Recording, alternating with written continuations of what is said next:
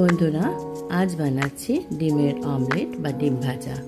নুন দিয়ে 3টে ডিম ভালো করে ফেটিয়ে নিলাম। এরপরে যেটা আগে একবার পোস্টটা দিয়েছি আমি, টমেটো আর কাঁচা লঙ্কা, যেটা একটু নুন দিয়ে সেদ্ধ করে ফ্রিজে রেখে দিয়েছিলাম, সেইটাকে নিয়েছি। ডিমের মধ্যে বেশ খানিকটা ওই টমেটো আর কাঁচা লঙ্কার যেটা করে রেখেছিলাম সেটা দিয়ে দিলাম।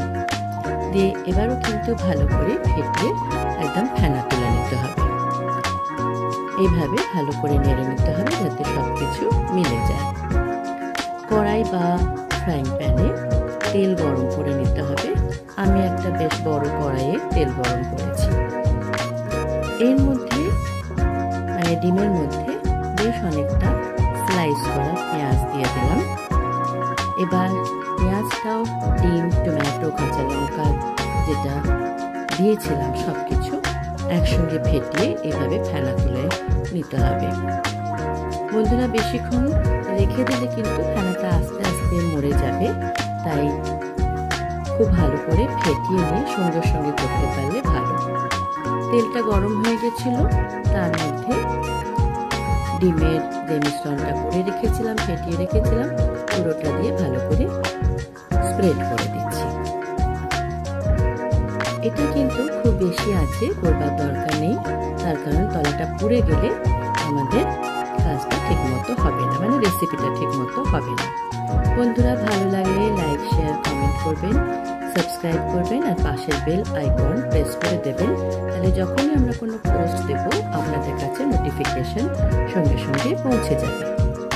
এবার যেটা নিচ্ছি সেটা গাজর, বিট,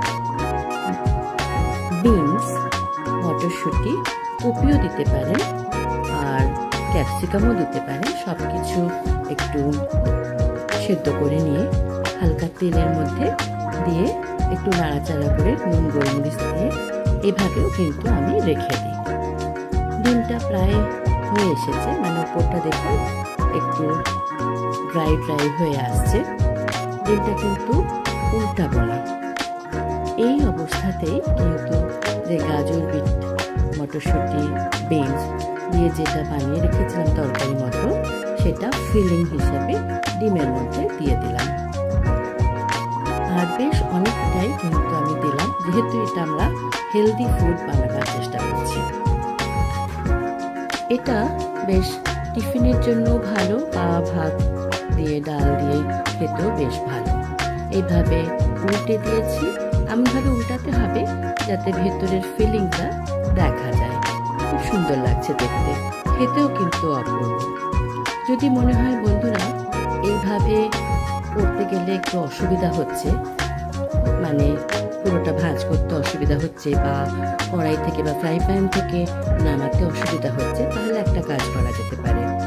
ডিমটাকে ফিলিংটাকে না দিয়ে যেভাবে আমরা ডিমের অমলেট করি ফোল্ড করে সেভাবে করে নিতে পারেন। তার সঙ্গে যে ফিলিংটা সেটা আলাদাভাবে, আর তার সঙ্গে আমি এখানে নিয়ে নিয়েছি মটরশুঁটি সেদ্ধ করে নুন, গোলমরিচ দিয়ে একদম রেডি করে একটা রেসিপি করলাম।